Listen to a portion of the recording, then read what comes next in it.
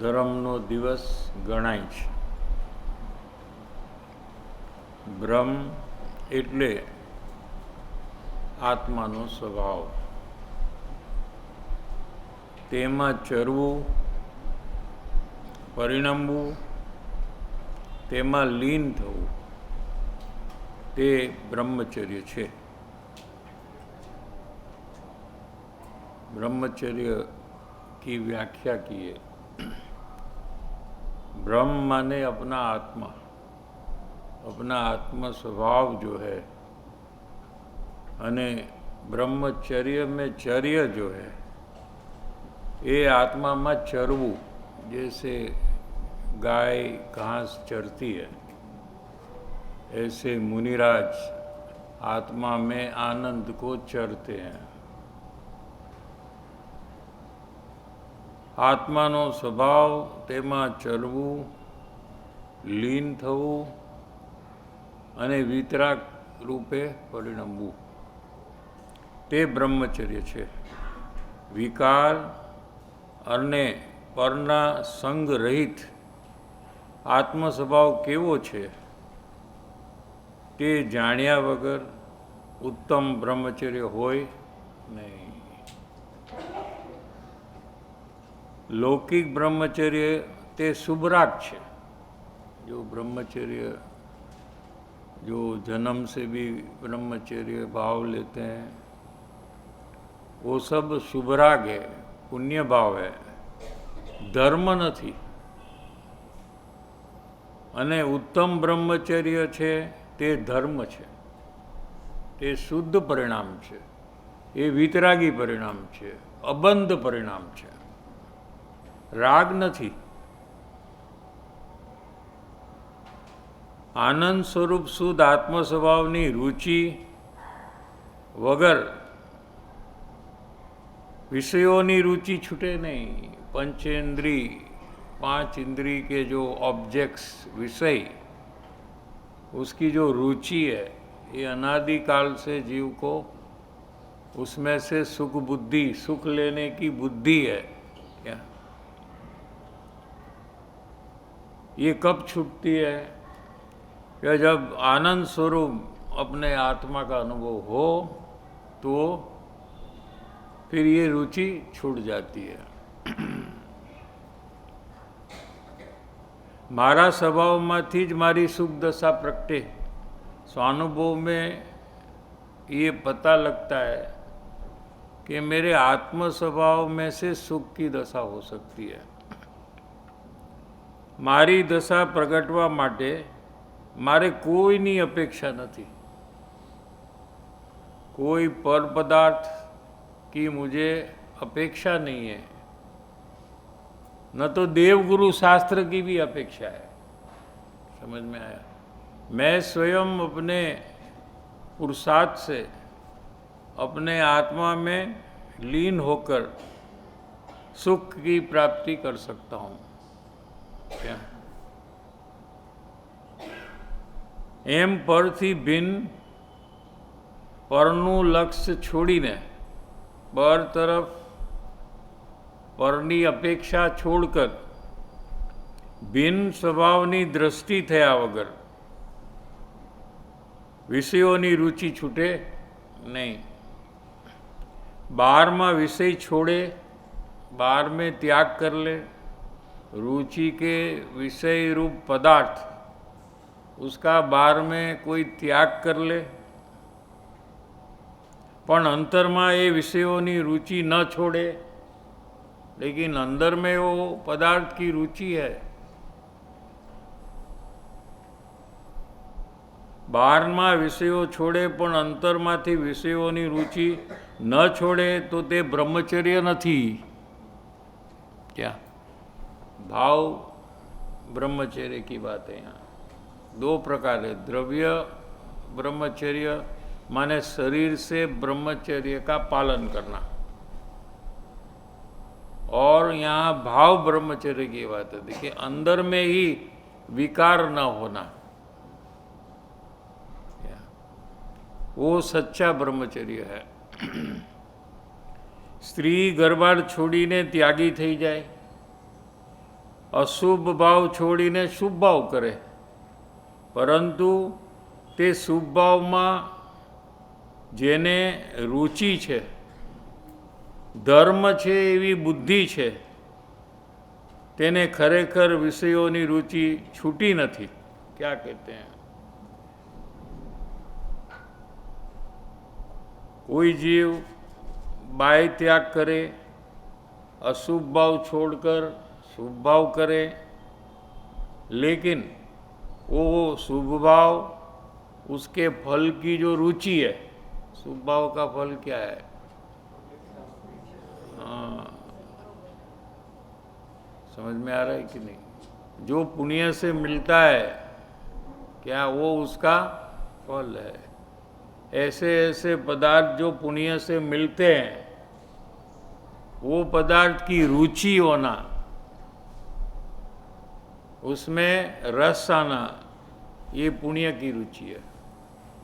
पुण्य भाव किसी को सीधा पकड़ में ना आए, क्योंकि अरूपी भाव है, लेकिन उसका जो फल बाहर में है, वो पदार्थ की रुचि होना, ये पुण्य की रुचि है.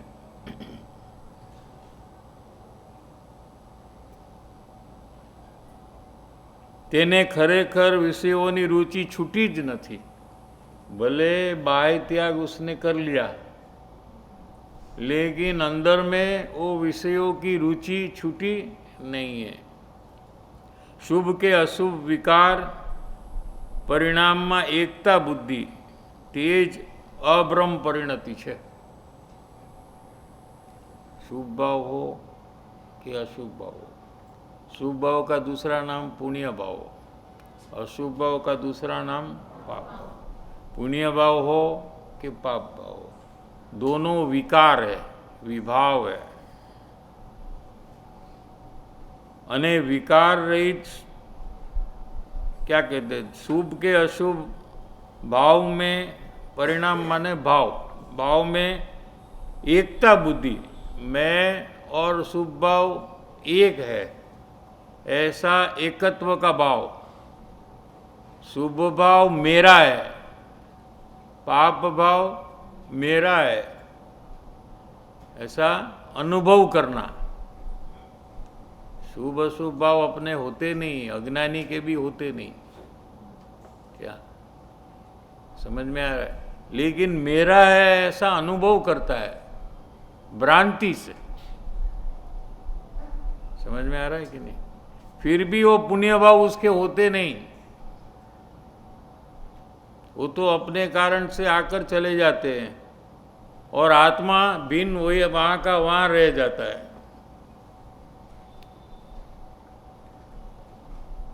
तो ये पुण्य पाप भाव के परिणाम में एकता बुद्धि, वो और मैं एक हूँ, ऐसी समझ, ऐसा अनुभव, તે અબ્રહ્મ પરિણતિ છે, અબ્રહ્મચર્ય છે આ.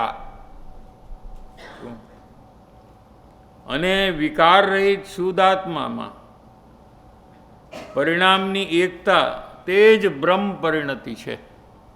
क्या? ये ज परमार्थ ब्रह्मचर्य धर्म છે. 54 पेज में बीच में से लेना. અહીં આચાર્ય દેવ કહે છે કે જેમ કુંભારના ચાકનો આધાર ખીલ્લી છે, कुंभार माने पोटर, घड़ा बनाने वाला. ये घड़ा कैसे बनाता है कि एक व्हील होता है और उसमें बीच में एक खिल्ली होती है. समझ में आता है? उसको चाक कहते हैं. क्या?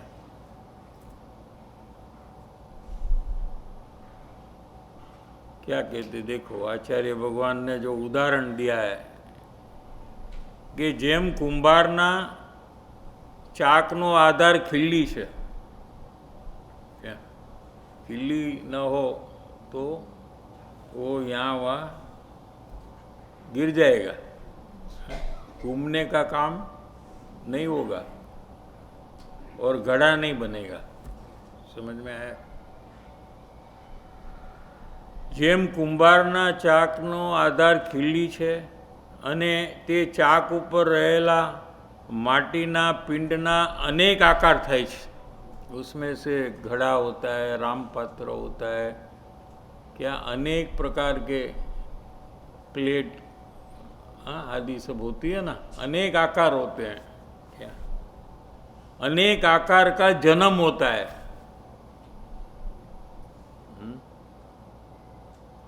तेम ठीक इसी तरह आ संसार रूपी चाक व्हील, संसार का जो चक्कर है व्हील, एनो आधार स्त्री है.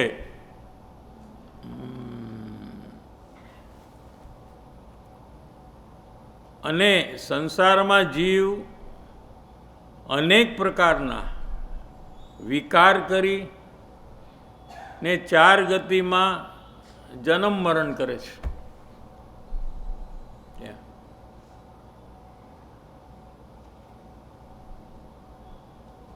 आगे अहीं स्त्री ने संसारनो आधार कहो ते निमित्तनी अपेक्षाए कहो छे. क्या कहा? अभी जो बात आई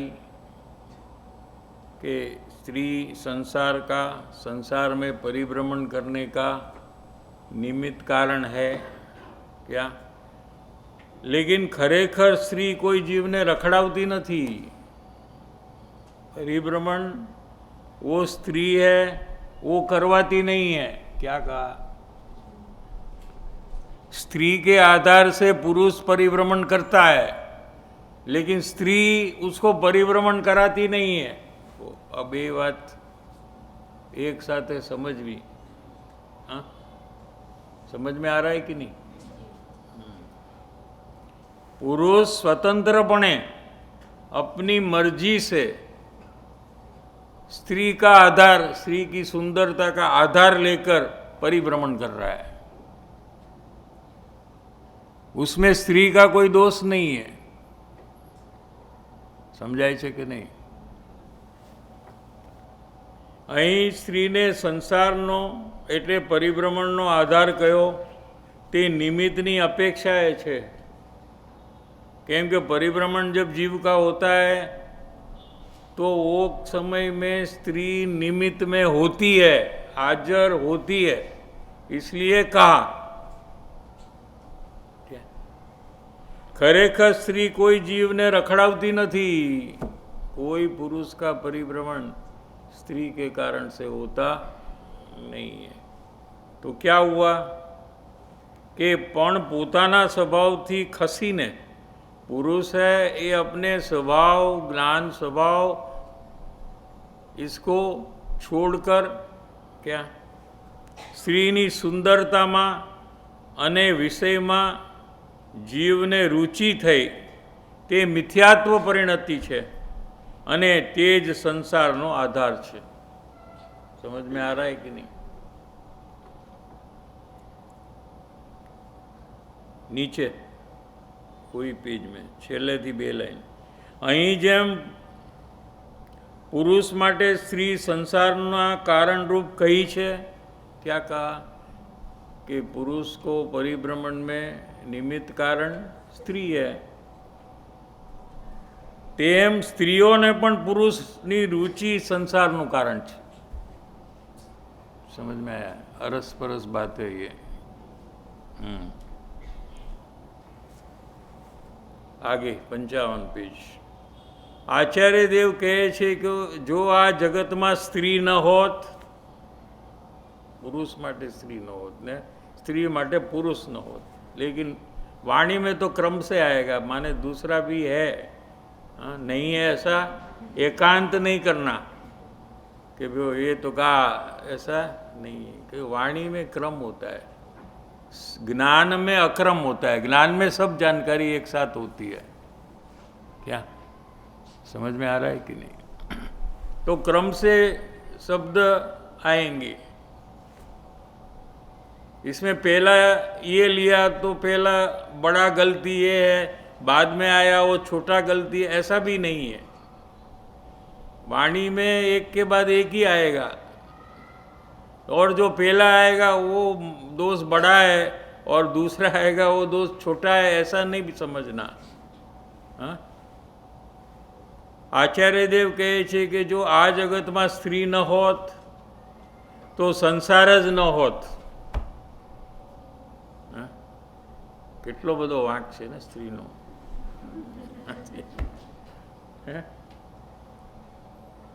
स्त्री तो ज्ञानी होती है, आयरिका होती है, पंचम गुणस्थान तक जाती है. हाँ? बेन श्री थे अपने ज्ञानी, क्या गणधर होने वाले हैं वो तो चौथे बहु में. जब गुरुदेव श्री तीर्थंकर बनेंगे तो बेन श्री वो टाइम में पुरुष बहु में, मनुष्य बहु में गणधर बनने वाले हैं. हाँ, ये बहु आखिरी था स्त्री का. हाँ, स्त्री का तो वो तो आत्मज्ञान के बाद स्त्री का बहु होता ही नहीं. क्या पराधीनता वाला बहु है ना, बोला ना वो जन्म से लेकर मरण तक पराधीनता ही रहती है. पराधीनता यानी दूसरे के ऊपर ही डिपेंडेंसी होती है. क्या आ जगत में स्त्री न होत तो संसार न होत, एटले के उसका अर्थ क्या? एटले के जीवनी दृष्टि स्त्री आदि निमित्त ऊपर न होत तो जीवनी दृष्टि अपना ज्ञान स्वभाव के ऊपर होत.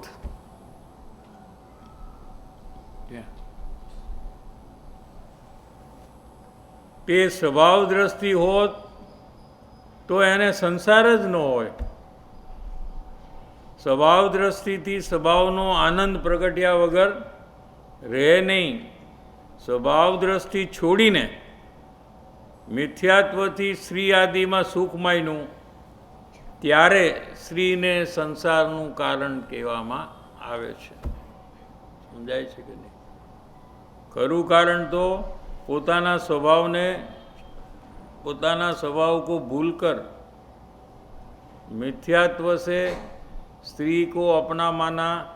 स्त्री में सुख है, ये भी मिथ्यात्व है. सुख बुद्धि, मेरापने की बुद्धि, आधार बुद्धि, स्त्री के आधार से मैं सुखी हूँ, ऐसी जो आधार बुद्धि है, भोक्ता बुद्धि है, वो भी मिथ्यात्व है.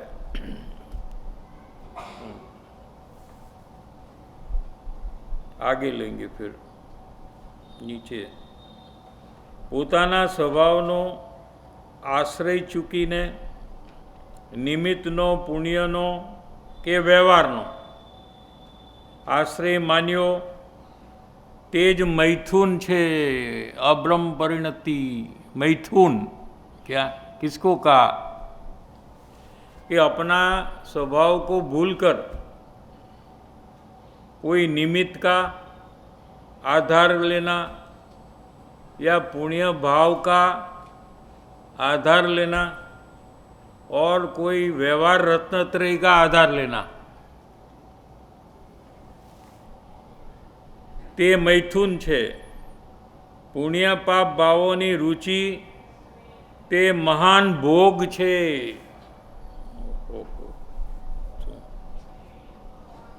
तेने ये जीव को बाहर में भोग के संयोग कदाचित न हो, पण अंदर में क्षणे क्षणे जो पुण्य पाप का भाव है उसका भोगवटा करता है. समझ में आ रहा है कि नहीं?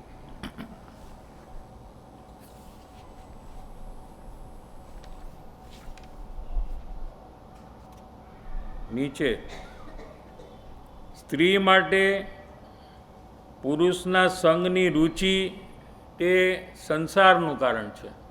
तो दोनों को उपदेश है यहाँ. क्या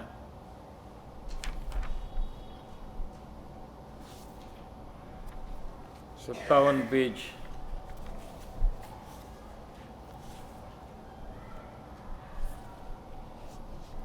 लास्ट सेकंड पैराग्राफ. સ્વભાવ દ્રષ્ટિ છોડીને જેણે સ્ત્રીમાં જ સુખ માન્યું છે તેને અનંત સંસારનું ભ્રમણ થાય છે. क्या कहा? स्वभाव में तो सुख है, लेकिन स्वभाव दृष्टि छोड़ीने जेणे स्त्रीમાં જ સુખ માન્યું છે તેને અનંત સંસારનું પરિભ્રમણ થાય છે. હવે ફેરવી લ્યો. સ્વભાવ દ્રષ્ટિ છોડીને જેણે પુરુષમાં જ સુખ માન્યું છે તે સ્ત્રીને અનંત સંસારનું ભ્રમણ થાય છે. માટે તેના માટે સ્ત્રી જ સંસારનું કારણ છે એમ કહેવામાં આવે છે. ये कथन मात्र है, वास्तविकता नहीं है. क्योंकि जब जब जीव परिभ्रमण करता है तो वहाँ निमित्त कारण में स्त्री होती है, इसलिए ऐसा कहा. समझ में आ रहा है? भरत चक्रवर्ती गृहस्थ दशाમાં શાયિક સમ્યક દ્રષ્ટિ तथा ज्ञानी હતા. भरत चक्रवर्ती, हाँ, ऋषभदेव भगवान की काल में थे ना भरत चक्रवर्ती. मोक्षगामी, वही भव में मोक्ष के हैं.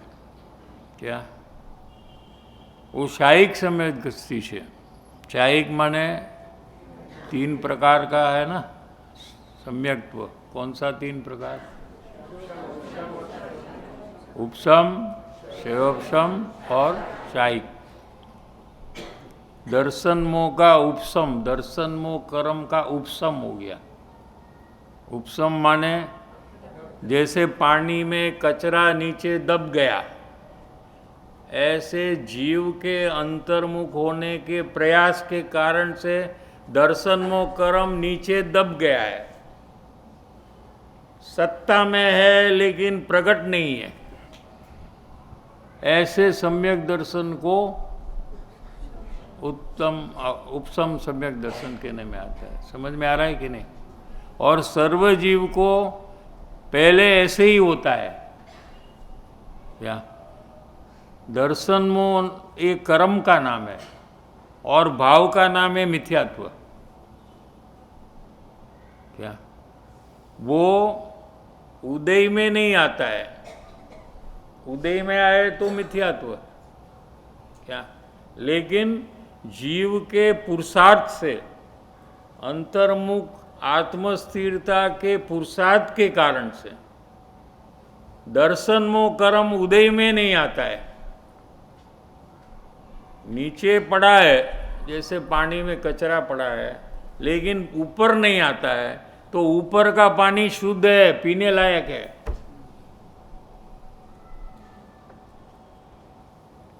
क्या समझ में आ रहा है कि नहीं? हाँ, ऐसे उपसम सम्यक दर्शन भी निर्मल सम्यक दर्शन है. और सर्वजीव को सम्यक्त्व जब होता है तो उपसम ही पहले होता है. ठीक है, समझ में आया? और स्थिरता जब विशेष कुछ सेकंडों में बढ़ी तो क्षयोपशम सम्यक दर्शन हो जाता है. यानी अमुक कर्म का क्षय हो जाए और अमुक कर्म का उपशम होता है. उपशम माने अमुक दब जाते हैं और अमुक क्षय हो जाते हैं. उसको क्या कहेंगे? क्षयोपशम सम्यक. है ना, इजी, कोई कठिन नहीं है. हाँ? समझ में आया? और क्षयोपशम सम्यक दर्शन पंचम आर्य में होता है. शायिक सम्यक दर्शन नहीं होता है. भरत चक्रवर्ती को शायिक सम्यक दर्शन है, लेकिन वो तो चौथे आर्य में थे. शायिक सम्यक दर्शन माने दर्शन मोह कर्म जो है ये संपूर्ण क्षय हो जाए, सत्ता में ही न रहे और कभी भी उदय में आने का तो सवाल ही नहीं है. यानी कि उनको कभी मिथ्यात्व हो ही नहीं सकता. यानी उनका सम्यक्त्व कभी गिर ही नहीं सकता। ऐसे सम्यक्त्व को शायिक सम्यक दर्शन कहने में आता है। वो सम्यक दर्शन पंचम आर्य में नहीं होता है। क्यों नहीं होता है? क्योंकि आ रहा है वो खराब है ऐसा नहीं। जो जीव उतना पुरुषार्थ नहीं कर सकते शायिक सम्यक दर्शन का, वैसे ही जीव पंचम आर्य में जन्मते हैं। समझा कि नहीं? न तो कर्म रोकता है, न तो पंचम आर्य रोकता है, लेकिन ऐसी योग्यता जिसकी है कि इतना पुरुषार्थ न प्रकट कर सके, ऐसे ही जीव पंचम आर्य में जन्मते हैं। लेकिन उनको उपशम और क्षयोपशम सम्यक तो हो जाता है, तो उनका परिभ्रमण खत्म हो जाता है। इतना काम तो अवश्य होता है यहाँ।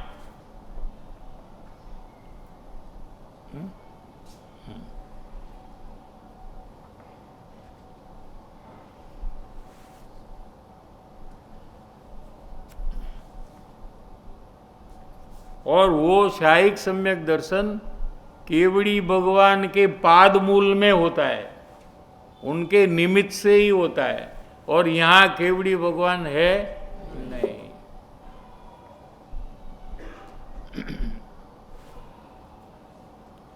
भरत चक्रवर्ती, चक्रवर्ती किसको कहते हैं?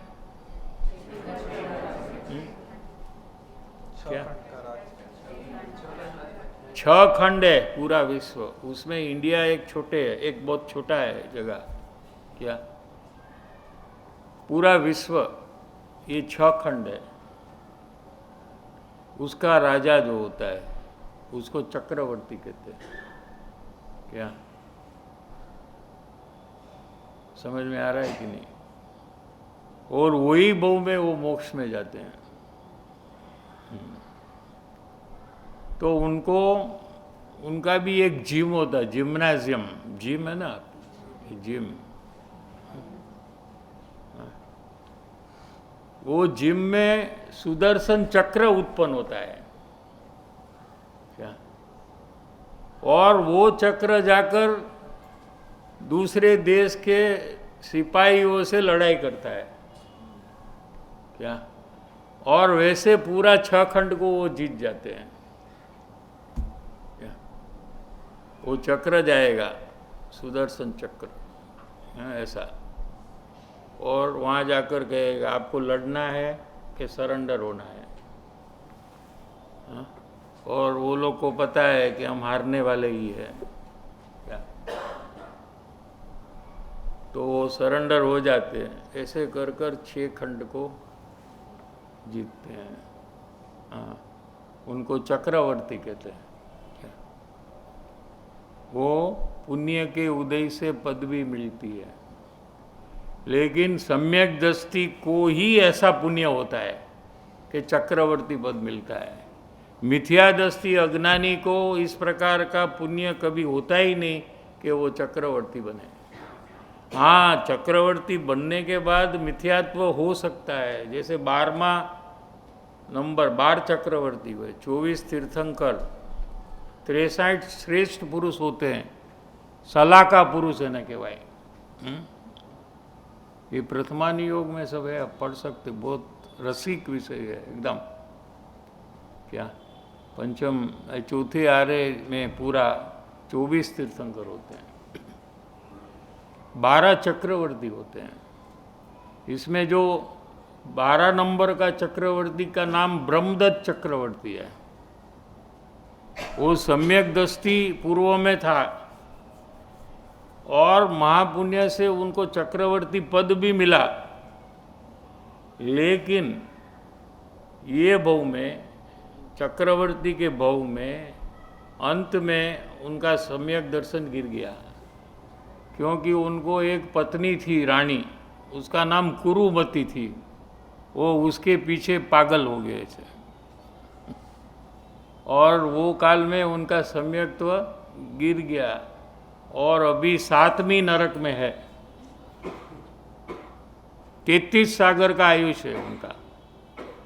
एक सागर के अंदर में असंख्य अबज वर्ष है।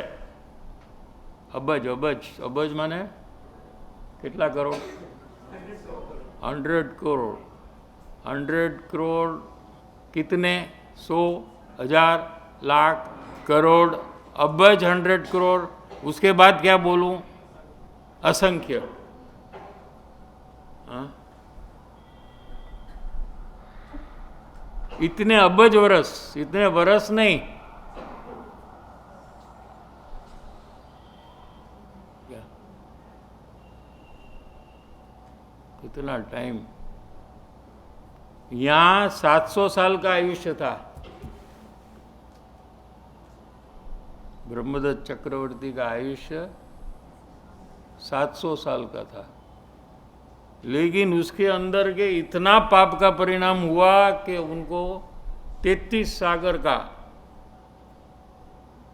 आयुष्य नरक का मिला। हाँ, वापस वो सम्यक दर्शन लेकर मार्ग में आ जाएंगे तो उनके लिए आपको बहुत चिंता करने की जरूरत नहीं है। आत्मज्ञान हुआ तो उसका मोक्ष नक्की है। गिर जाए तो वापस अपने आप आ जाएंगे ट्रैक में। लेकिन इससे हमें क्या समझना है? क्या कि जैन दर्शन कितना प्रामाणिक है कि उनके चक्रवर्ती गलती करे तो भी उनको भी नरक की सजा होती है। दूसरे धर्म में ऐसा होता नहीं है। उनके भगवान या गुरु कुछ भी करे तो उनको माफ होता है, उनको सजा होगी नहीं। ये जैन दर्शन कितना पवित्र दर्शन है। कोई भी गलती करो तो उसको उसका फल भोगना पड़ेगा। ऐसा पवित्र जैन धर्म हमको मिला है क्या? और हमें इसका कितना मूल्य है ये हमें विचारना चाहिए। कोई महापुण्य के उदय से हमको ये मार्ग मिला है।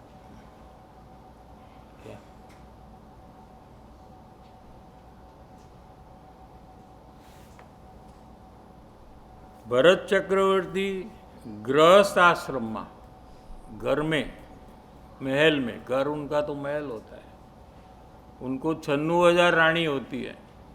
कोई भी चक्रवर्ती को कितनी होती है रानी?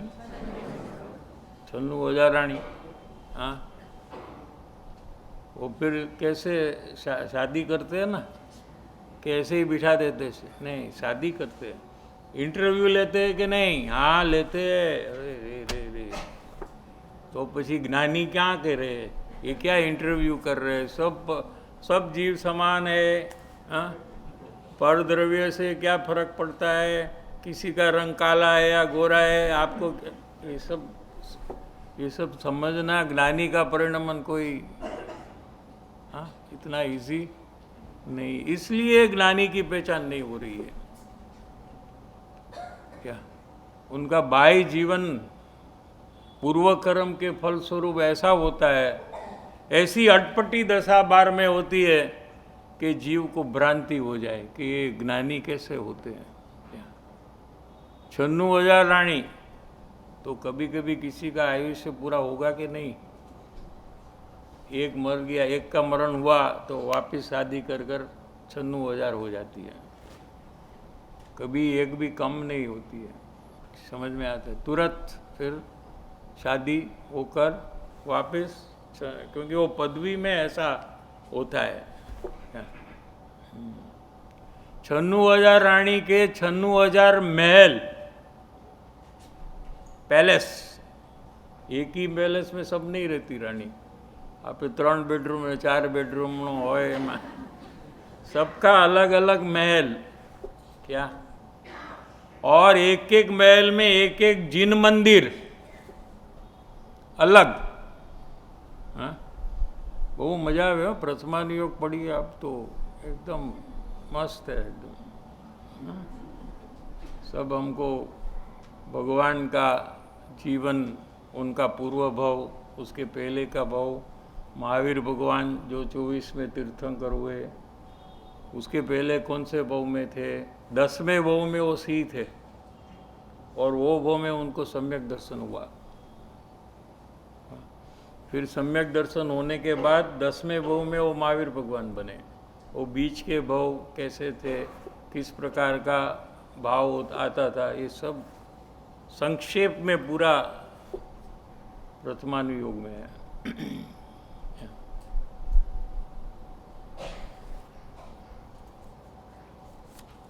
भरत चक्रवर्ती तो एक ही है, हाँ, तो किसके साथ रहेंगे 96,000 रानी में कि सबके साथ? किसी को पता नहीं लगता है कि मेरे साथ नहीं है। आत्मा एक और शरीर 96,000 बनाते हैं, वैक्रिय शरीर उनको होता है। क्या समझ में आ रहा है? ऐसी सब कथा है, सत्य कथा है। क्या શાહિક સમ્યક દ્રષ્ટિ आज થોડો ટાઈમ છે ને, જલ્દી થઈ ગયો એટલે આ બધું લીધું. આપણે 1 કલાક પૂરો કરવાનો છે.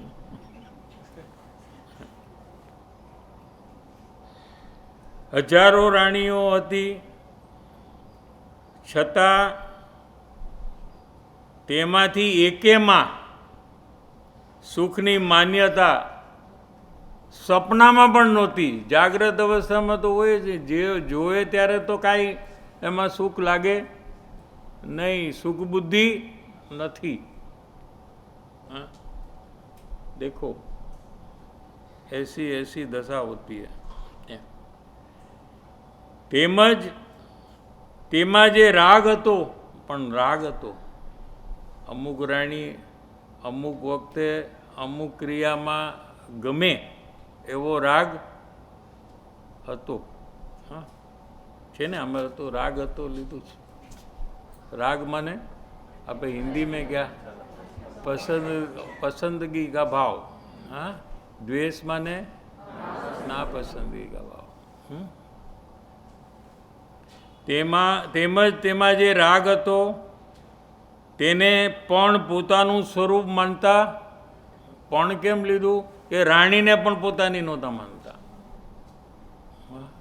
96,000 राणी ने पण पोतानी मानता नहोता। अने वो रानी के प्रति जो पसंदगी का भाव था, ऐसा जो राग, वो राग को भी अपना मानते नहीं थे। ये मारू स्वरूप नहीं, मैं तो ज्ञान स्वभावी आत्मा हूँ। क्या तेथी स्वभाव दृष्टि ना जोरे, स्वभाव जो अनुभव में आया है और उसका श्रद्धान हुआ है और उसमें स्थिरता का जोर कर, जोर ये पुरुषार्थ, जोर माने पुरुषार्थ की बात है, वीर्य गुण की बात है यहाँ। क्या तो क्या वहाँ पुरुषार्थ है कि स्थिरता का पुरुषार्थ होता है। वहाँ कहीं दौड़ने का चढ़ने का कुछ पुरुषार्थ वो बात नहीं है। आत्मा में स्थिर होना, लीन होना, ऐसा जो जोर, ऐसा जो पुरुषार्थ, क्या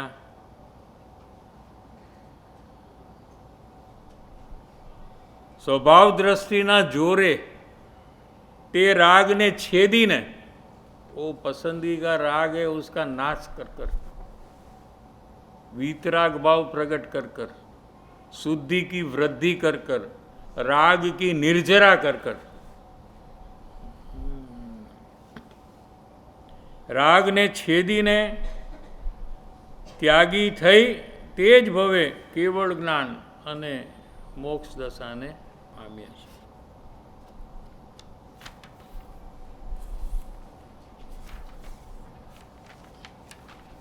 हवे छेल्लुं 60 पेज।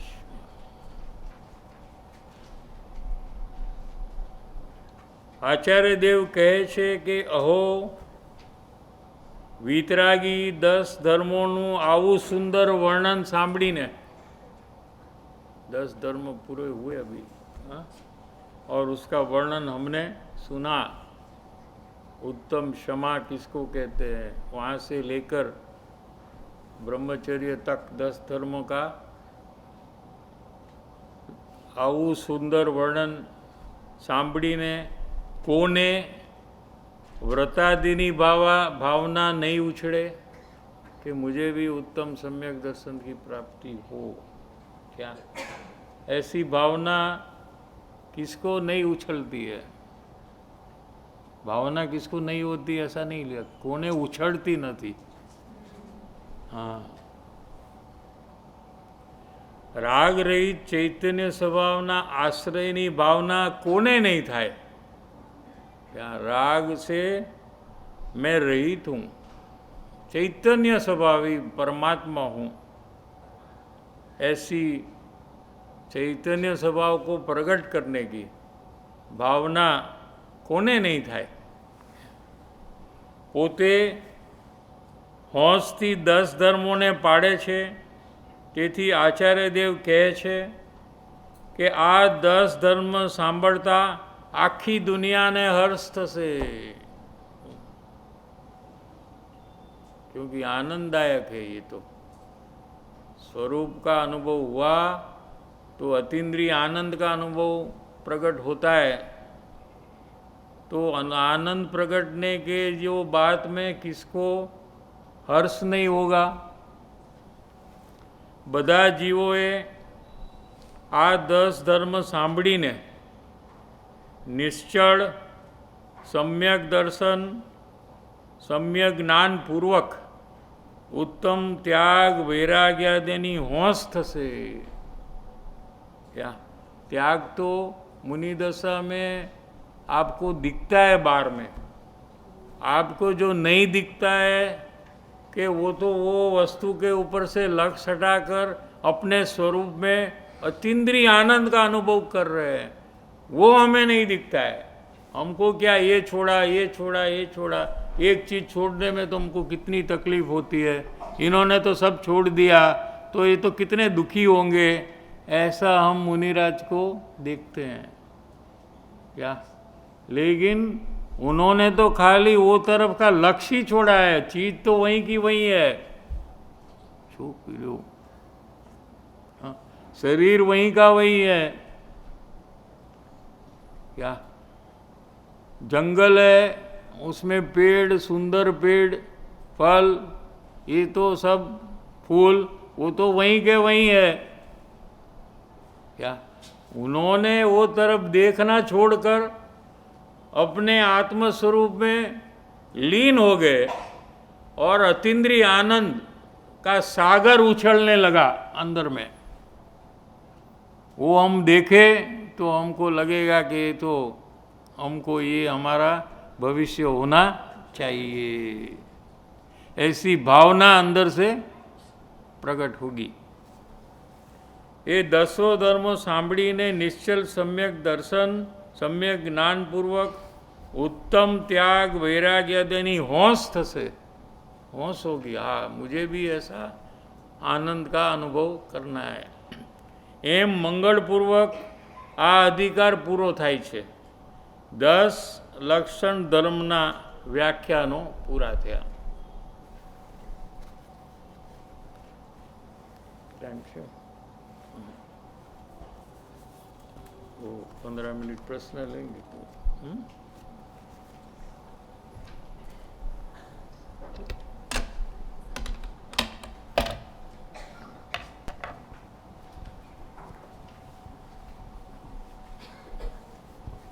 हाँ, 1 मिनट ब्रेक लेंगे।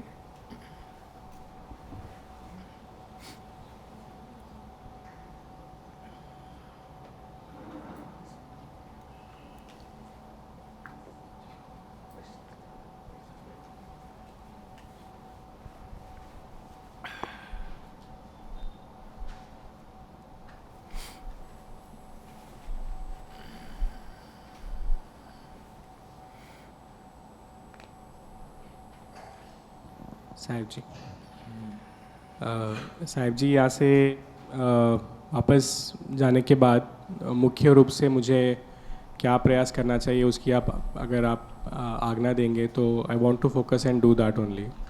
कृपालु देव ने तो कहा है ना, सब एक अपने को आ गया है कि सर्वप्रथम हमको पूर्ण सुखी होने का गोल बांधना चाहिए। क्या कि अनादिकाल से मैं जन्म मरण करता हुआ अनंत दुख का मैंने भुगोटा किया है। तिर्यंश नरक आदि में लाखों बार जन्म और मरण किया है, और वर्तमान में महापुण्य के योग से मुझे ये मनुष्य वो मिला है, जीनवाणी मिली है। तो मुझे इसका पूरा सदुपयोग करना है। ऐसा कार्य मुझे करना है कि जो काम मैंने अनंत काल में एक बार भी नहीं किया है। क्या? और वो काम है कि मुझे पूर्ण सुखी होना है। कभी भी मुझे थोड़ा भी दुख का अनुभव हो, ऐसा मैं नहीं चाहता हूँ। क्या? ऐसा विचार करना और निर्णय करना।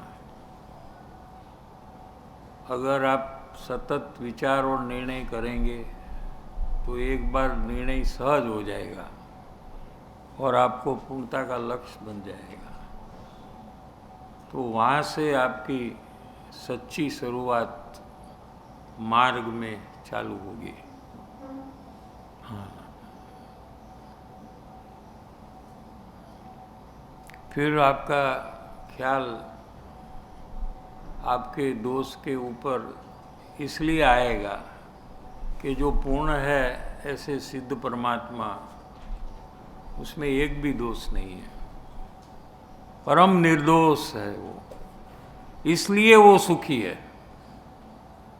दोष है ये दुख का कारण है। क्या? और उनको एक भी दोष विद्यमान नहीं है, इसलिए उनको अनंत सुख का भोगवटा है। तो मेरे अंदर में जब तक दोष रहेंगे तो मैं दुखी अवश्य रहूँगा। ऐसा वहाँ से सीधा अपने ऊपर लग जाता है और अपने दोष को मिटाने का विचार चालू हो जाता है। ठीक है? और दोष मिटाने के पहले ज्ञानियों ने, जिन्होंने दोष मिटाया है, उन्होंने कहा है कि सर्वप्रथम क्रोधादि भाव का नाश होने वाला नहीं है, क्योंकि ज्ञानी को भी क्रोधादि भाव है। समझ में आया? अरे मुनि दशा में भी है, तो करो। संज्वलन क्रोध है। संज्वलन क्रोध, मान, माया और लोभ जब मुनि दशा में भी है, तो मैं मुमुक्षु होकर अक्रम में ये कार्य कैसे कर सकता हूं? समझ में आ रहा है कि नहीं? तो प्रथम ये दोष है, उसका मुझे पहले स्वीकार करना चाहिए। मैं दोष कर रहा हूँ, उसके कारण से मुझे परिभ्रमण होगा। ऐसी परिभ्रमण की रेस्पॉन्सिबिलिटी मुझे लेनी चाहिए, मेरे परिभ्रमण की। वो नहीं ले रहा है ना, जीव परिभ्रमण कर रहा है, लेकिन मैं स्वयं जिम्मेदार हूँ उसका। मेरी गलत प्रवृत्ति से परिभ्रमण हो रहा है, ऐसी जिम्मेदारी पहले लेते हैं जो जीव, वो फिर उसको ठीक करने के प्रयास में आते हैं और अपना दोष का अपक्षपातपणे स्वीकार कर कर स्वच्छंद को घटाकर, क्योंकि जब तक स्वच्छंद ज़्यादा है तब तक हमको ज्ञानी पुरुष के प्रति बहुमान नहीं आता है। समझ में आ रहा है कि नहीं? ज्ञानी पुरुष भी मेरे जैसे है ऐसा लगता है, वो मेरे जैसे ही सर्व प्रवृत्ति कर रहे हैं। इसका मूल कारण क्या है कि स्वच्छंद है। ये स्वच्छंद कैसे बढ़ा कि दोष आप जो कर रहे हैं वो आपकी गलती है वैसा आप मानते नहीं हैं, वो दूसरे की गलती है। किसी को कहा कि तुम क्यों गुस्सा करते हो, तो वो क्या कहेगा? वो काम ही ऐसा करता है, हाँ, वो काम ही ऐसा किया उसने। काम ही ऐसा करता है। ये देखो कितना ज़ोर से बोलता है, हाँ, ये चिल्लाता है, तो मुझे गुस्सा नहीं आएगा तो क्या होगा? ऐसा दोष का कारण सामने वाला है, तो उसका क्रोध मिटाना है तो हमको क्या करना चाहिए? सामने वाले को बोलना, भाई तू गाली देना बंद कर, तो सांप का गुस्सा नहीं होगा और वो दोष रहित हो जाएगा। तो हमको तो कोई उपदेश ही नहीं लगेगा ना। हाँ, जिनवाणी का उपदेश ही हमको नहीं लगता है, क्योंकि हमारे दोष ही नहीं है ना, दूसरे के दोष है ना ये तो सब। तो उसको जाकर उपदेश देना पड़ेगा कि भाई साहब तू जरा चेंज हो जा, हमारे मुमुक्षु लोग को दूषित भाव क्यों करवाता है तू? बेचारे लोग को मोक्ष में जाने क्यों नहीं देता है?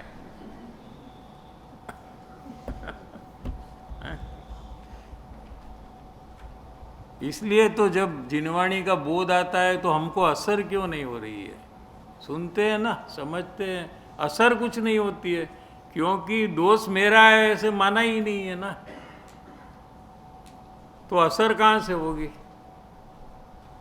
तो ये जिम्मेदारी मेरी है, ये पहला नक्की करना चाहिए कि सामने वाला कुछ भी करे, लेकिन मेरे अंदर में जो क्रोध है ये मेरी गलती है। ऐसा टोटल गलती का स्वीकार जीव जब करेगा, ऐसा ही जीव उसको मिटा सकेगा।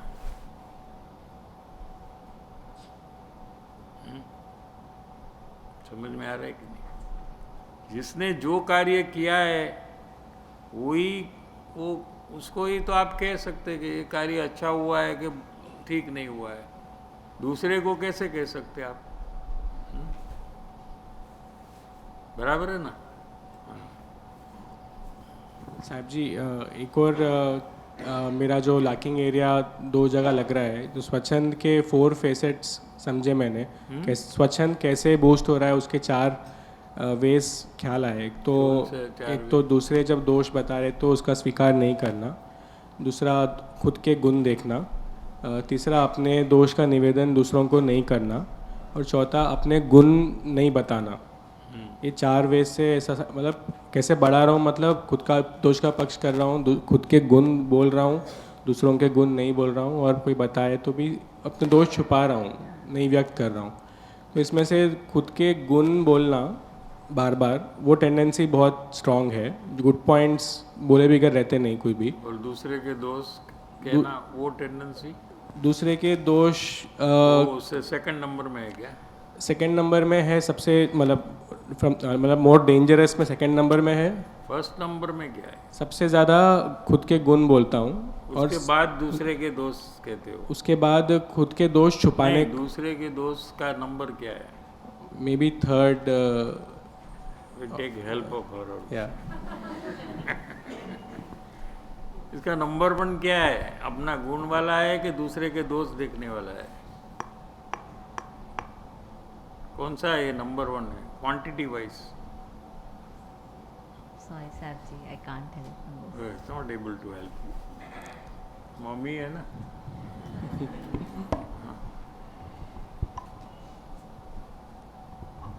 नंबर 1 में क्या है? 4 आपने बोले ना, तो उसमें नंबर 1 कौन सा है? ऑब्वियसली वही ख्याल आ रहा है साहब जी कि खुद के गुण बताने का बहुत रहता वो है। नंबर 1।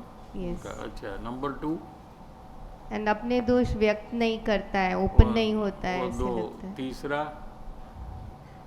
तीसरे में दोष बताते हुए मैंने सुना नहीं ज़्यादा साहब जी घर पर, तो क्या? ख्याल नहीं आ रहा है। दोष? दूसरों के दोष बताते हुए हाँ, वो जा- नहीं, घर अच्छा, पर वो- ज़्यादा नहीं वो देखा नंबर है। 3 में। अच्छा, ओके। ये तो आपकी बाहर की प्रवृत्ति की बात चल रही है, लेकिन अंदर में आप नंबर 1 क्या करते हैं? दोष देखता हूँ बहुत दूसरों के। ना घुमा घुमा कर अभी मेरे को पिताजी को भी इन्वॉल्व करना पड़ेगा। यू आर राइट, अंदर तो बहुत देखता हूँ दोष। हाँ, सबका यही पोजीशन है। आप चेंज किया भी करो क्या, क्यों ऐसा क्यों, प्रश्न कोई करे कि ऐसा क्यों सबको। इसका एक कारण है कि जीव दूसरे को ही देखता है ना, ठीक है, अपने को कहाँ देखता है ज़्यादा, दूसरे को देखा। अपने के माने अपने आत्मा को, शरीर को नहीं। आईने में तो बहुत देखते हो। दूसरे जीव के प्रति हमारी नज़र एकदम स्थित हो गई है, जम गई है। एक दूसरे को छोड़कर दूसरा दूसरे को पकड़ेंगे, उसको छोड़कर तीसरा को, चौथा, पांचवा, छठा, हजार, लाख, करोड़। हाँ, तो वहाँ आपको यहाँ दोष दृष्टि है अंदर में, जॉन्डिस है अंदर समझो। तो वहाँ क्या दिखेगा, पीला दिखेगा। यहाँ दोष दृष्टि का जॉन्डिस है, यहाँ ऐसा रोग है अंदर में। तो सब जीव में आप दोष देखते देखते देखते ही आगे बढ़ते हैं क्या। પછી आप कहो ना कहो वो बात आगे की है। और वो दोष देखने से क्या होता है, इंस्टेंटली आपका स्वच्छंद बढ़ता है। एक्चुअली वो टॉप लेवल में रहता है स्वच्छंद, ऑलवेज बढ़ता है। क्यों कहा ना, एक्चुअली बढ़ता नहीं, वो टॉप लेवल में है। और उसको आप टॉप लेवल में मेंटेन करने के लिए दूसरे के दोष देखते हैं, नहीं तो वो गिर जाएगा, उसका लेवल डाउन हो जाएगा क्या। तो उसको मेंटेन करना है हमको, इसलिए हम दोस्त देखते हैं, कहते हैं, तिरस्कार करते हैं क्या। और ऐसे सब जीव में हम करते ही रहते हैं। और फिर एक बार पूरा राउंड हो गया, फिर क्या होगा, नेक्स्ट टाइम बंद हो जाएगा कि नहीं, वापस स्टार्ट अगेन। उसके दूसरे दोस्त देखना, तीसरा, चौथा, पांचवा, हजारमा, लाखमा, या वही का दोस्त बारंबार देखना, वही दोस्त रोज देखना। उसमें से फुर्सत ही नहीं मिलती है किसी को। अंतर में आप अवलोकन कर कर चेक करिए कि आपको पता लगता है कि ऐसा हो रहा है कि नहीं, जरा देखिए। हाँ, हो रहा है, देखो हो रहा है बराबर है। एक हैदराबाद वाला सपोर्ट में। एकदम राइट है साहब जी जो बोल रहे हैं। हाँ, ठीक है। तो जहाँ हम है, यानी आपको, आप किसी को बारगाम से फोन आए आपको, हाँ, कि मुझे आपको मिलना आना है, तो नेक्स्ट क्वेश्चन क्या पूछेगा, आप हो कहाँ। बराबर। हाँ, क्योंकि अगर आप कहेंगे मैं चेन्नई में हूँ, तो चेन्नई से बताएगा कि आपको हमारे पास कैसे पहुँचना। उसके पहले वो नहीं बोल सकता कि हमारे पास आप कैसे पहुँचो। ऐसे मुमुक्षु जहाँ खड़ा है, वहाँ से उसको काम करना है। तो वो खड़ा कहाँ है, दूसरे के दोष देखते हुए खड़ा है। तो वहाँ से उसका स्टार्टिंग काम होता है, ठीक है। एकदम नेचुरल है, देख लो आप। जहाँ वो खड़ा होकर देख रहा है, यहाँ करने से यहाँ बहुत हो जाएगा। ये लोग मानेंगे कि मेरा ही दोस्त, ठीक है। तो वहाँ उसको कहा कि एक ठीक है, तू यहाँ देखता है तो भले देख, इनको देख, कोई प्रॉब्लम नहीं है। लेकिन दोस्त के बाजू में और एक गुण भी है, वहाँ उसको देख। एकदम सिंपल इजी काम उसको स्टार्ट कराया कि इसमें तू गुण देख ले, ठीक है। तो फिर रिजल्टेंट फैक्टर क्या आएगा अभी, कि दोस्त देखने से जो ईगो टॉप में जाता था, मेंटेन होता था, वो कमजोर होने लगा, उसका पावर गिर गया। और ऐसे करते करते वो पावर उसका गिरता है, ठीक है। तो वहाँ से काम करने का चालू करना। डेफिनेटली साहब जी, आपने 2-3 दिन पहले भी ये बताया था, ओथ लेने के लिए कहा था। निर्णय लिया बट थोड़ा करके फिर छोड़ा था, बट जितना किया मुझे बहुत अच्छा लगा वो, तो आई विल श्योरली पुट पूरा एफर्ट्स ऑन दिस। ठीक। थैंक यू साहब जी। जय जिनेंद्र। जय जिनेंद्र साहब जी।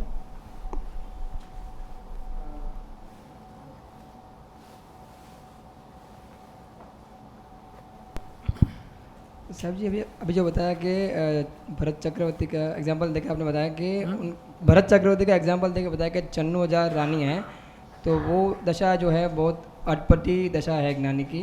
भाई दोस्त, हाँ, भाई दशा। तो वो विषय बहुत बार आया है अभी, तो वो उसमें ऐसा लगता है कि उसमें किस तरह से मुझे अपने में तैयारी रखना, जब ऐसा विषय आए और ज्ञानी का विषय आए और वर्तमान ज्ञानी हो या पूर्व ज्ञानी हो, तो वहाँ जब ये बात आती तो मैं अपने अंदर में कैसे इसमें लेना, कैसे लेना मतलब? मतलब बाहर में जो आपने बताया ना कि अटपटी दशा है, तो उस समय मेरे को अंदर में अपने लिए क्या लेना, यानी उसमें अटपटी दशा वो विषय ये में बहुत कठिन है पहचानना, क्या ऐसा नक्की करना। भाई परिस्थिति ऐसी है कि हम उसको देखकर पहचान नहीं सकेंगे। क्या जैसा गुरुदेव जैसा बाह्य जीवन भी बहुत कम होता है ज्ञानी को, फिर भी गुरुदेव को पहचानते नहीं है। देखो क्या है, गुरुदेव के साथ 25-50 साल रहने वाले जीव और गुरुदेव में तो कोई दोष बार में निकाल ही नहीं सकते, ऐसा उनका पवित्र जीवन है। न कोई परिग्रह है, हाँ, न कोई संसार की बात है वहाँ। क्या सिर्फ जिनवाणी का बोध देते हैं। फिर भी वहाँ 25 साल रहने वाले, 40 साल रहने वाले डेली उनके समागम में उनके बोध सुनते हुए और गुरुदेवनो जय हो एम रोज बोलता बोलता पण गुरुदेवનું અંતર ઓળખું નથી। ઓળખવું હોય તો એમને પ્રથમ સંકિત થઈ જાય, અને એક જ્ઞાનીને જે ઓળખે એ બધા જ જ્ઞાનીને પછી ઓળખી લે। और गुरुदेव नहीं है तो वो ज्ञानी के पास ज्ञानी को ढूंढने को जाएगा दूसरे। क्या अगर पहचाना है तो जब तक आत्मज्ञान उसको नहीं होगा तब तक वो ये कार्य करेगा ही, लेकिन ऐसा कोई करता नहीं है ना। उसका मतलब क्या हो कि पहचाना नहीं है। तो बाहर में इतनी अच्छी दशा है, वहाँ बाहर से भी वो ज्ञानी दिखते, ऐसी दशा है। तो चक्रवर्ती को तो 96,000 रानी है ना, वहाँ तो ब्रह्मचारी है, फैमिली नहीं है, कोई फैमिली की बात ही नहीं है। हाँ, फिर भी जीव को पहचानने का कार्य हुआ नहीं है। इसलिए कि पहचानना चाहिए ऐसा निश्चय नहीं है। बाह्य दशा का कोई प्रॉब्लम नहीं आता है। जिसको पहचानना है, पहचानने की परम तीव्रता है, और परम तीव्रता जरूरियात के कारण से लगी है। जरूरियात क्यों क्या हुई कि उसको परिभ्रमण से छूटना है, ऐसा एकमात्र ध्येय है उसका, मुझे दुख से छूटना है। ऐसी जब जरूरियात जीव को होती है तो पहचानने की परम तीव्रता उसमें प्रकट हो जाती है और वो पहचान लेता है। ऐसा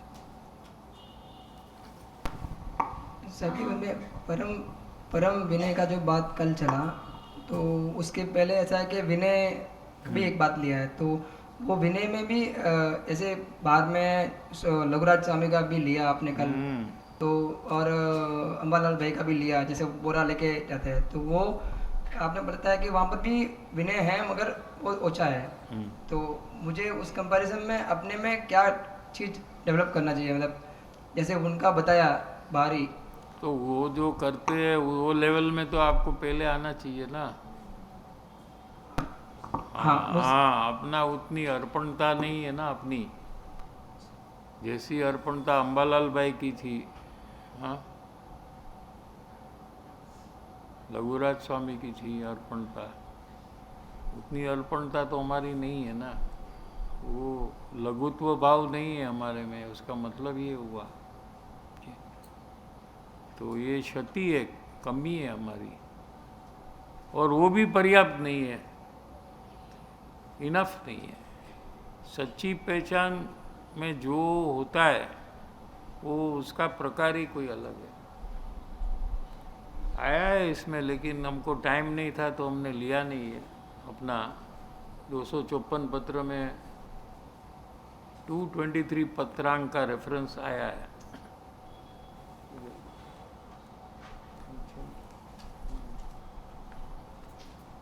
मेरा पुस्तक तो है नहीं आज, वो बीजू पुस्तक, हाँ,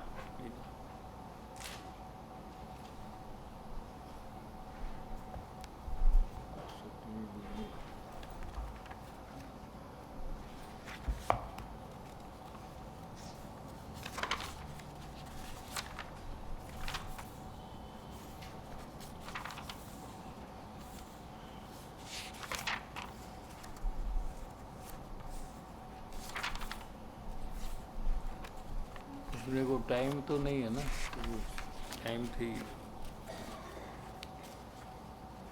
223 पत्रांक है ना, वो आप पढ़ लीजिए।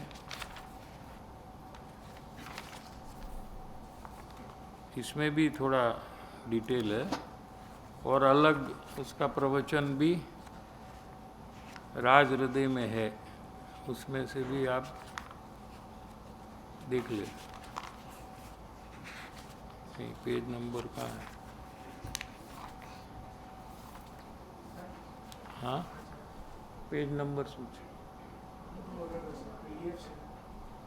પેજ નંબર નો હોય છે ને, 95 આગળ પાછળ હોય।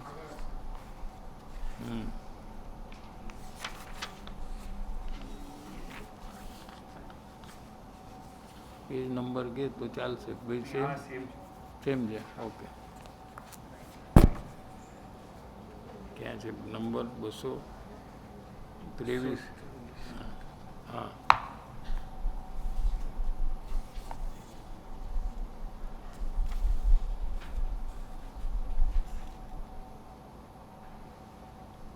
नहीं, એમાં થોડું ડિટેલમાં આપ્યું છે, પહેલાં આવી ગયું છે, બીજી વાર હશે કદાચ।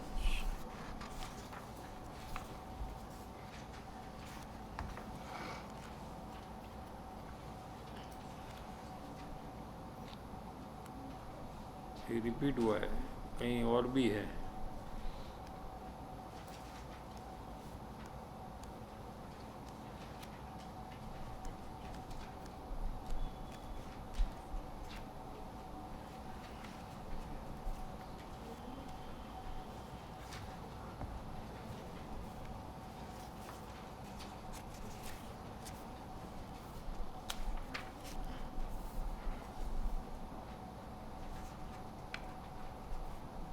दो रेफरेंस दिया है उसमें,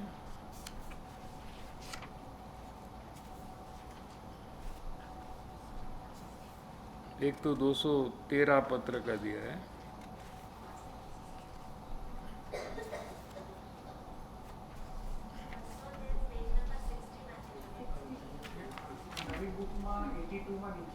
हाँ 82 में છે ને, એ 213 નું છે। પછી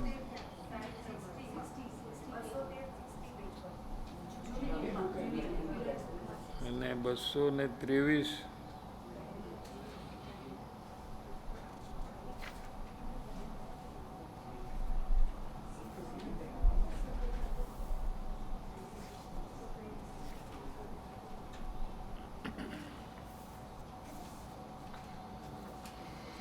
फिर देख लेंगे आपको।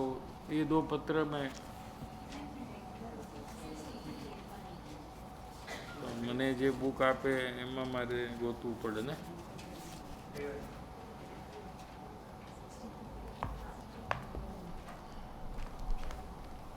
ये पुराण पुरुष, ये 200 ने, हाँ एक आ છે, એના પછી હા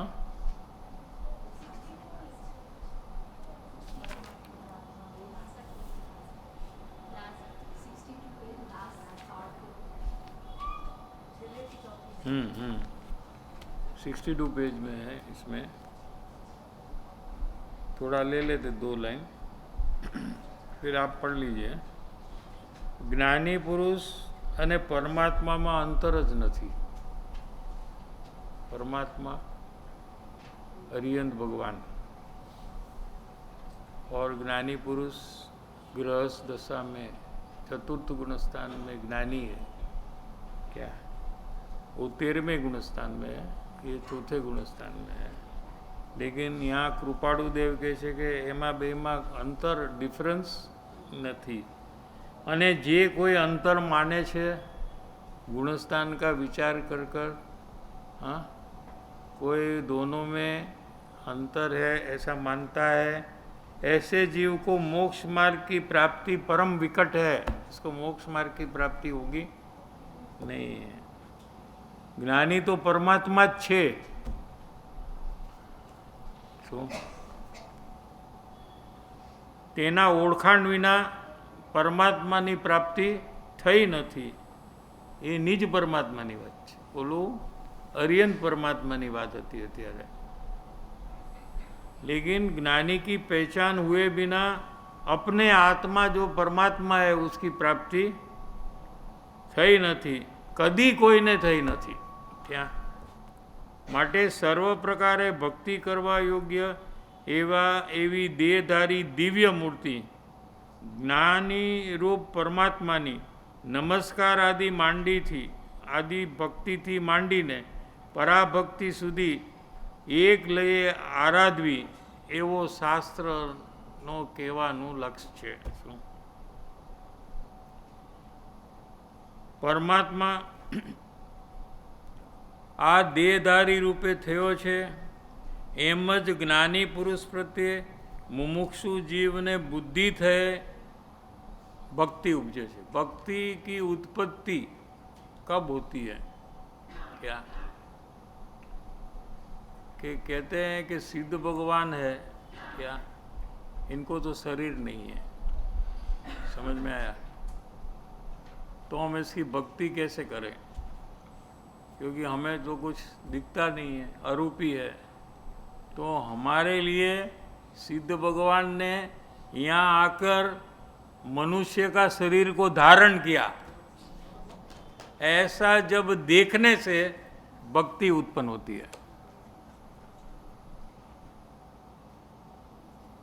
यहाँ से वो विषय चालू हुआ। थोड़ा अंदर में बैठना बहुत कठिन है, इसलिए कि बाहर में अटपटी दशा है, यही तो कहा आपको। क्या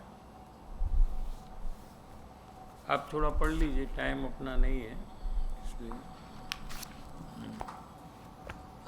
साहिब जी ये शिविर से टेक अवे लिया हूँ कि अपना स्वचन को घटा के रहूँगा एंड जाके जो आपने एक ही काम बताया है, दोष को देखकर स्वीकार करूँगा, दूसरों के गुण व्यक्त करूँगा एंड अपने भी दोष सामने बताऊँगा। अगर यही करेंगे, यही करेंगे, हाँ, तो फिर स्वच्छंद का क्या होगा? इससे इतने पीछे लग जाएंगे बेचारा बेचारा सत्संग का क्या होगा? ये अपना स्वच्छंद का उसको बेहाल कर देंगे क्या? हाँ? थोड़ी तो दया रखो। अनादिकाल से आपका साथ जिसने दिया है, आपका जो परम मित्र है, उसके प्रति ऐसी वृत्ति। लेकिन जो जीव निर्दय होकर ये प्रयास करता है, उसको ही स्वच्छंद का नाश होता है। उसके लिए जरा भी दया करने योग्य नहीं है, क्योंकि अनादिकाल से तू मेरे साथ था, हाँ, इसलिए तू मेरा परम मित्र है। पत्नी भी चली गई, लेकिन स्वच्छंद की मित्रता कभी गई नहीं है। हाँ, समझ में आया कि नहीं? तेरी तो शादी नहीं हुई, तो जनरल बात करते हैं। सब लोग चले गए, जो जो आए वो सब चले गए, एक ही रह गया अपना परम मित्र, वो अपना स्वच्छंद। क्या उसको निर्दयी रीत से उसको मिटाना चाहिए कि तू ही मुझे परिभ्रमण और दुख का कारण है। क्या ऐसा उसको देखकर निर्दय होकर जरा भी दया अंदर में नहीं लाकर उसका सर्वनाश कर देना, खत्म। कि कभी भी तू वापस आ ही नहीं सकता। हाँ, मेरा भविष्य में तेरा नाम निशान रहेगा नहीं। ये साहब जी करूँगा साहब जी। हाँ, करो बस। साहब जी इसमें एक और ऐसी भी बात आती कि मैं पर में ज़्यादा रस लेता हूँ तो भी मेरा स्वच्छंद बढ़ता है। बहुत तीव्र रस से, तीव्र रस लिया। तो वहाँ पे जाके मैं ऐसे पदार्थ में जाता हूँ तीव्र रस वाले, हाँ, ऑफिस में भी उसमें involved कंट्रोल के बिना जो परिणाम होते हैं उसको श्वसन का है। निर्गल प्रवृत्ति होती वहाँ। क्या तो ऐसा अंतर सुख बुद्धि का अवलोकन कर कर उसको तोड़ना। जी साहब जी, थैंक यू साहब जी। हाँ साहब जी, जैसे कोई दोष बताता है तो कुछ दोष के लिए ऐसा लगता है कि अगर वहाँ कवर यानी ठीक करने जाऊँ तो और संसार में रस ना बढ़े। जैसे एग्जांपल अगर कोई बोले कि सबसे मिलो जुलो, अच्छे से बात करो, अच्छे से सबसे मिलो, यानी गेट टुगेदर में इन्वॉल्व हो, ऐसा दोष बता रहे हैं। या फिर आप बहुत सिंपल रहते हो, हमेशा रेडी होके रहा करो, तो ऐसे लगता है कि कहीं यानी और मेरा रस ना बढ़ जाए वहाँ पे, एक ऐसा। देखो, आपको मिलने का बोला है ना, हाँ, लेकिन आप उसके आत्मा से मिलो तो क्या आपको रस बढ़ेगा? आप उसके शरीर से क्यों मिलते हो? वो जीव है ऐसा देखो, आपको रस ही नहीं होगा क्या? और वो उनकी आज्ञा के अनुसार भी हो जाएगा, वो भी खुश हो जाएगा और अपने को रस भी नहीं बढ़ेगा। अपने को रास्ता निकालना है, ये सार कहीं भी अटकना नहीं है हमको। क्या कोई भी परिस्थिति हो उसमें से हमको रास्ता निकाल कर अपना काम करना है। रास्ता ढूंढो तो मिल जाएगा आपको। जय जिनेन्द्र साहिब जी, इधर जब भी दोष बताते जैसे तो कोई पर्सन अगर 2-4 दोष एक साथ बता रहे कि ये भी नहीं किया वो भी नहीं किया, तो वहाँ पर फिर अंदर में ऐसे करती हूँ कि मैंने दिन भर में कुछ तो अच्छा की हूँ, तो वो क्यों नोटिस नहीं करते हैं। कभी बोल भी देती हूँ एंड वहाँ पर मैं पक्ष कर लेती हूँ। ऐसी सिचुएशंस में जैसे बहुत सारे दोष बताए तो फिर वो खुद के लिए ऐसे लगने लगता है कि मैंने कुछ अच्छा नहीं की क्या दिन भर, जो अच्छा कुछ नहीं बोलते हैं बुरा ही बोलते हैं। तो इसमें कैसे वर्क करना साहिब जी? देखो, उसको अनेक दोष बताने का क्यों हो रहा है कि उसको अपना स्वच्छंद टॉप लेवल में मेंटेन करना है। क्या इसलिए वो आपको पकड़कर आपके दोष बताने लग जाता है। क्या और उससे उसका परिभ्रमण होगा तो उसके प्रति क्या द्वेष करे? क्या इतना बड़ा स्वच्छंद तगड़ा उसका जब होता है तो उससे उसका परिभ्रमण होगा और वो बहुत दुखी होगा। क्या तो हम उसके प्रति क्या द्वेष करें? ऐसे आपने जो गलती की है वही बता रहा है ना। आपने जो अच्छा क्या काम किया है वो गलत किया है ऐसा थोड़ी कह रहा है। आपने गलत काम किया उसका बता रहा है तो आपको स्वीकारना, उसमें क्या प्रॉब्लम है? उसका मतलब कि आपने कोई अच्छा काम नहीं किया है ऐसा थोड़ी है, और वो ना बताए तो आपने अच्छा काम नहीं किया है ऐसा थोड़ी है। उसके बताने से ही आपने अच्छा काम किया है ऐसा थोड़ी है। जी साहब जी। हाँ, हम क्यों भीख मांगते हैं उसके पास कि तू मेरा अच्छा काम देखकर बोल? हाँ, वो कौन है कि हम उसके पास जाकर भीख मांगते हैं? क्या उसको भले ना दिखे, हमें क्या है? हमें तो अच्छा काम करना है बस। और हम करते रहेंगे। जी साहब जी, थैंक यू साहब जी। सर जैसे यहाँ पे हूँ तो देखो बाद में 7 बजे का है ना इसकी लास्ट क्वेश्चन। जैसे यहाँ पे हूँ तो मेरे अंदर बल आता है कि ये कार्य करूँ पूरा, बट यहाँ से जाना होता है, घर जाते हैं तो वो बल ऐसा लगता है घटने लगता है, इंटरेस्ट कम आने लगता है। सो उसके लिए कैसे प्रयास करके आगे बढ़ना? यहाँ तो क्या सत्संग का बल है यहाँ, और वहाँ जाते हैं तो अपना बल को यूज़ करना पड़ता है। क्या जो भी बोध यहाँ से मिला है उसको हमको लाइव रखना चाहिए। लाइव समझ रहे हैं ना? जैसे कि अभी मुझे, जैसे आपको लगता है ना कि अभी मुझे बोध मिल रहा है, वैसा आप याद शक्ति में भी ऐसा ही रखिए। जब आपको याद आता है ये बात तो आपको रखना कि अभी मुझे बोध मिल रहा है, ऐसा उसको लाइव रखकर अपना भी जोर बढ़ाकर जो आया है बात उस अनुसार अपने को बदलना, ऐसा काम करना चाहिए। Thank you.